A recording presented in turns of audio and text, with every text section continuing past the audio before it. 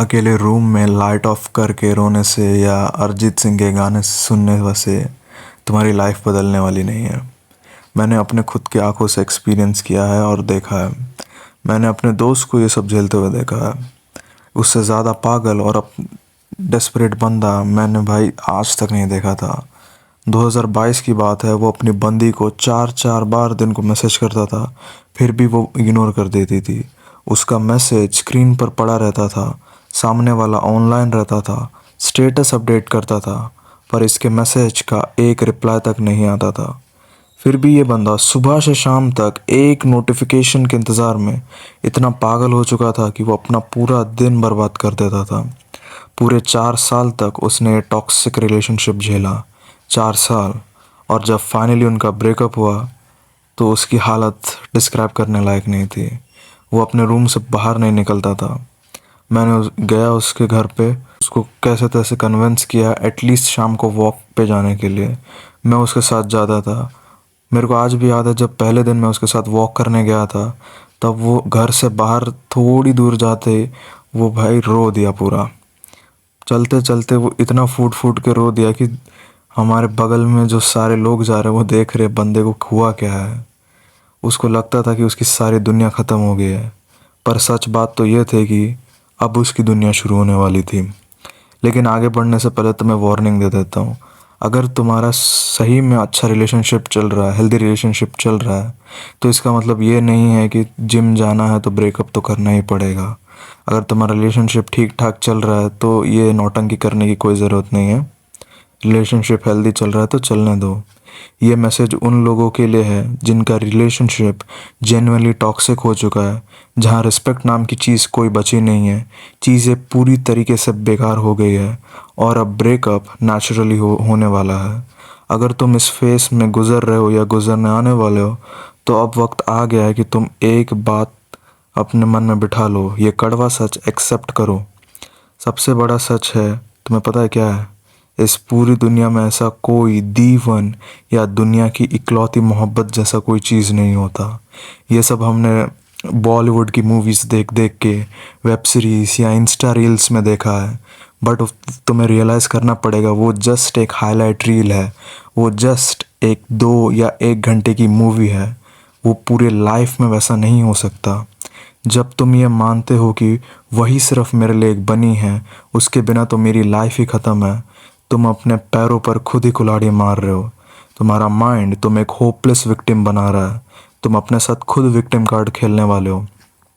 जिस दिन तुम ये रियलिटी एक्सेप्ट कर लोगे ना कि तुम्हारी में लाइफ में को बंदियाँ आएंगी, बंदियाँ जाएंगी, तब तुम सच में सीखने वाले हो कि असली रिलेशनशिप क्या होता है। तुम्हारा ये जो चाइल्डिश ईगो है ना कि मेरे साथ ऐसा क्यों हुआ, ये साइड हो गया, कोई तुम्हें छोड़कर क्यों गया, फाइन, उनकी चॉइस थी, पर इसका मतलब ये नहीं कि तुम्हारी वैल्यू कम हो गई है। वर्ल्ड पॉपुलेशन आधी अरब है भाई, बिलियन में है भाई पॉपुलेशन इंडिया में। अपनी लाइफ को किसी एक इंसान के वैलिडेशन पर पूरा टाइट करके रखना बंद करो। मैं जानता हूँ भाई रिलेशनशिप कैसा फील होता है, इसलिए मैं बोल रहा हूँ। हाँ भाई, 1 दिन रहोगे, 2 दिन रहोगे, तीसरे दिन तो तुम्हारे आंसू ख़त्म हो ही जाएंगे ना। तो प्रिपेयर होना सीखो उस चीज़ के लिए। हार्ट ब्रेक चाहे कितना भी ब्रूटल हो, कितना भी गंदा ही क्यों ना हो या बदतर हालत क्यों ना हो गई हो, अगर तुम उस दर्द को सही जगह चैनलाइज करना सीख गए तो वो तुम्हें एक ऐसी जगह पहुंचा देगी जहां तुम नॉर्मल माइंड या नॉर्मल स्टेट में जाने की कभी सोच भी नहीं सकते थे।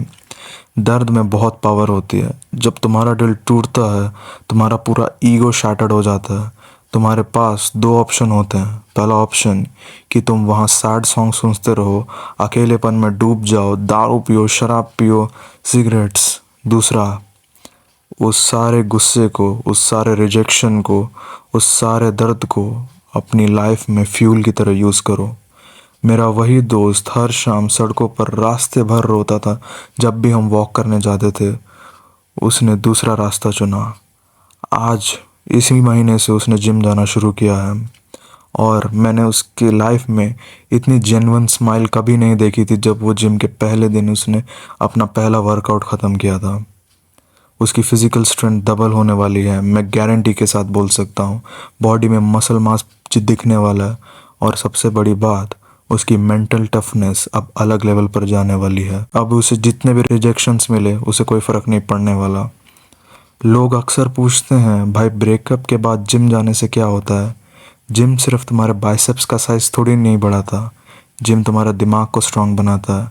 जब तुम हैवी वेट्स उठाते हो, जब तुम्हारा माइंड बोल रहा होता है अब नहीं होगा, अब तुम फिर और एक एक्स्ट्रा रैप मारने लगोगे। तुम्हारा माइंड कहने लगता है ये वेट्स का दर्द इतना नहीं है जितना मैंने हार्ट ब्रेक का दर्द उतना झेला है, तो ये फिज़िकल पेन तुम्हें अभी इतना कुछ फील नहीं होने वाला है। अपने गोल्स पर लॉक इन होना सीखो। अगर तुम स्टूडेंट हो तो अपने एग्ज़ाम्स और बुक में पूरी जान लगा दो। अगर तुम कंटेंट क्रिएटर हो, बिजनेस करते हो या जॉब करते हो तो दिन रात एक कर दो। अपने काम में इतने आगे निकल जाओ कि जब तुम पीछे मुड़कर देखो तो तुम्हें खुद पर प्राउड हो कि तुमने ये सब आज अपनी मेहनत से हासिल किया है, और तुम्हारा पहले वाले वर्जन से तुम लाख गुना ज़्यादा बेहतर होने वाले हो। तो अगर आज तुम्हारा ब्रेकअप हो चुका है तो पुरानी चैट्स को बार बार पढ़ना बंद करो, उनकी प्रोफाइल चेक करना बंद करो, उनका स्टेटस बार बार चेक करना बंद करो, इंस्टा स्टोरीज देखना बंद करो, अपनी स्टोरी लिखना शुरू करो, अपने ऊपर काम करना शुरू करो। और जब तुम अपने ऊपर काम करना शुरू करोगे ना, तब असली काम शुरू होगा तुम्हारा। Do the hard work and I will see you in the next one.